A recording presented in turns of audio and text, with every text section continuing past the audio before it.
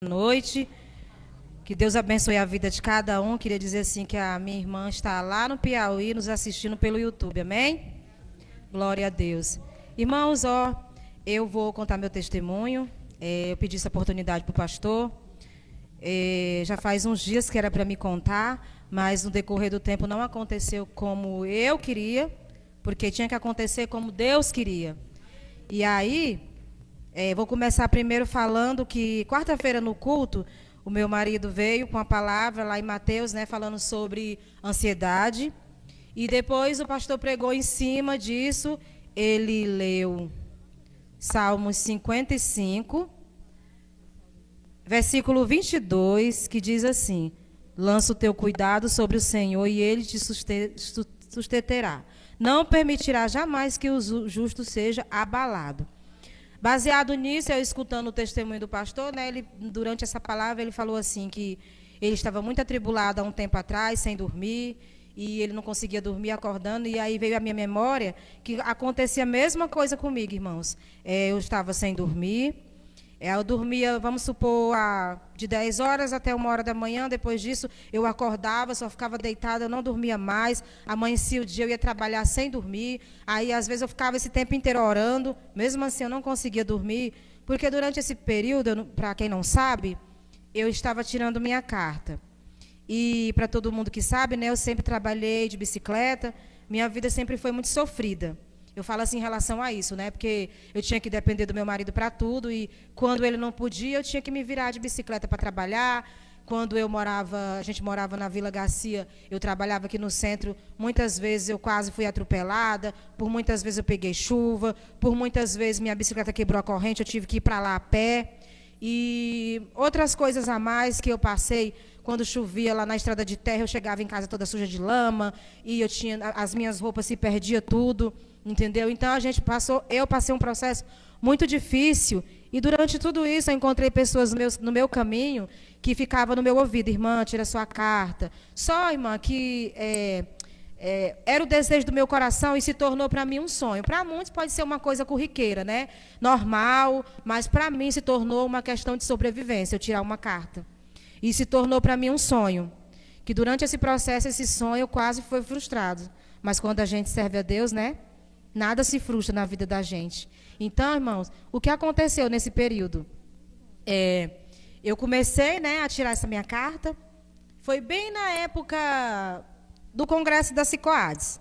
Eu já vinha uns dias, fiz umas aulas, aí parei. Aí quando eu engrenei para fazer as minhas aulas de carro, foi bem naquela época do congresso da Cicoades, fiz meu vestido, estava muito empolgada, tudo mais.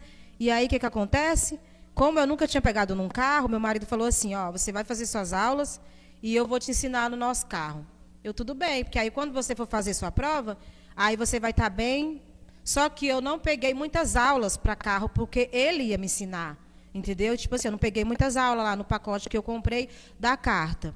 Muito bem. E aí, quando eu comecei, fiz umas 3 aulas, e ele começou a me ensinar, nosso carro deu um problema. E aí ficou internado. Durante esse período, nosso carro internado, eu não fiz aula com ele, e aí eu fiz poucas aulas com ela. Ela falou assim: vou marcar o seu exame. Eu, tudo bem. Ela falou assim: você quer fazer? Eu falei: quero. Estava dirigindo o carro dela. Só, irmãs, que bem no dia do exame, passou. Não fiz aula, fiz poucas aulas com ela, e fui lá fazer a prova. No dia do exame, tudo se corria para dar errado. Foi bem de manhã que botaram a minha prova, estava muito, muito frio. Eu já estava nervosa, como eu disse para os irmãos, né, eu estava sem dormir. E nesse dia mesmo da prova, eu não dormi. Por quê? Muita gente falou para mim assim, irmãos, que a gente escuta as coisas e fala assim: mas hoje em dia está tão fácil tirar uma carta, hoje em dia é tão fácil, não tem mais isso, não tem mais aquilo, irmãos. Mas para mim, que sou uma pessoa agitada, que sou ansiosa, tem muita coisa que quando a gente fica mais ansiosa ainda, e isso atrapalha o nervosismo, a ansiedade. Eu sou muito agitada, então isso tem horas que tem muita coisa que atrapalha essa agitação, entendeu? Então, eu fiz a aula com a moça, fiz tudo certinho na hora lá. Minha perna, essa perna aqui, por incrível que pareça, a perna que coloca na embreagem lá, tremia, tremia, tremia. Mas mesmo assim eu fui. Eu afoguei o carro uma vez, Aí eu já fiquei frustrada, já pensei no meu pensamento, já não passei, porque eu já afoguei o carro, mas não. Aí fui tudo mais, quando chegou na avenida do Copercana, eu entrei e fiz uma manobra lá, ele falou que eu fiz tudo errado, e eu não fiz errado, eu sei que eu não fiz, mas ele falou que eu fiz, então ele está certo, né? Aí pronto, já me reprovou, irmãs. Vou falar para vocês, tem horas que a gente passa no Estreito de Jeová, eu vou falar para vocês que eu cheguei na minha casa, eu fui embora lá daquela prova, a hora que ele falou assim, ó, você reprovou, você fez o percurso aqui errado. Eu, tudo bem, saí do carro, nem falei com a minha instrutora que estava lá em pé. Fui embora, irmã, chorando, que parece que tinha morrido alguém da minha família. Falou logo é assim. Eu fui chorando, chorando igual uma criança. Chorava nesse carro. Peguei uma Uber, a moça olhava assim para mim, do retrovisor assim, e ela não entendia, também não me perguntou nada e também eu não queria falar com ninguém. Cheguei na minha casa, sentei na mesa, comecei a chorar, e chorava, e chorava, e chorava. E depois eu fui trabalhar. Cheguei lá no meu serviço, lá, chorando. A Joseli, que é a minha companheira de serviço, uma mulher de Deus, me abraçou e falou umas palavras de Deus para mim e me acalmou. E eu trabalhei o dia inteiro chorando. E fiquei uma semana inteira chorando. E eu cheguei na minha casa. Aí, quando foi de noite, meu marido foi dormir. Eu fui lá para a cozinha, sentei na mesa chorando. E eu falei para Deus assim, Senhor, será que eu não vou conseguir? Eu achava que eu não ia conseguir, irmãs. Sinceramente, eu achava que eu não ia conseguir por conta disso, porque eu sou muito agitada, muito nervosa, muito ansiosa. E aí, eu falei para o meu marido, não quero mais tirar a carta, não quero mais saber de nada.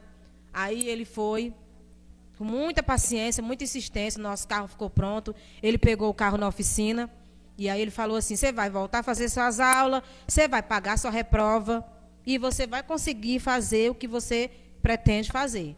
E assim eu fiz. Paguei minha reprova, e o carro ficou pronto. Durante esse período, eu falei para ela, ó, quando estiver perto do meu exame, você marca meu exame de novo, que quando estiver perto eu vou fazer 2 aulas com você, que nesse período meu marido vai me ensinar. Irmãs, e todo dia agradeço a Deus, e agradeço a Deus pela vida dele, que teve uma paciência de Jó comigo. Porque pensa numa mulher que ele dizia assim, faz assim, tinha hora que eu fazia do jeito que ele falava, tinha hora que eu ficava nervosa, me tremia todinha, fazia tudo errado, mas ele teve muita paciência, irmãos, muita paciência. E aí todo dia, chegava do trabalho, ele, vamos lá, trocava nem de roupa, ele me levava lá para um lugar que não tem casa, não tem nada, me ensinava do jeito que você vai fazer assim. Irmã, todo dia, o último dia que ele me ensinou foi na quarta-feira, chegou do culto, 10 horas da noite, nós foi lá para ele me ensinar. Muito bem, irmãos. Aí ela marcou minha prova, foi nessa quinta-feira passada agora. E aí, na quarta-feira eu vim aqui, ouvi essa palavra, Deus me deu uma tranquilidade, irmãos. Eu mesmo sendo agitada, nervosa, Deus me deu uma tranquilidade. A hora que eu vi o pastor falando, lança essa palavra, lança o teu cuidado sobre o Senhor. E a minha companheira de serviço falou para mim assim, ó, vai, coloca o Espírito Santo junto com você, chama ele para ir, para guiar suas mãos, que vai dar certo. Porque, irmãos, pessoas para falar palavras de fortalecimento nesse momento são poucas que eu encontrei no meu caminho. As maioria das pessoas que sabiam também não contei para muita gente, né? Falava, mas é muito fácil. Hoje em dia está muito fácil tirar uma carta, não tem isso, não tem aquilo. Na minha época era assim, tá bom. Muito bem. Aí eu fui, irmãs, na quinta-feira.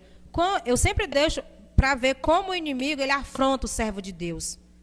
Orei de manhã, falei, Senhor, hoje o Senhor vai comigo. Eu sei que Ele sempre está comigo, mas eu falei, vai comigo, porque eu preciso.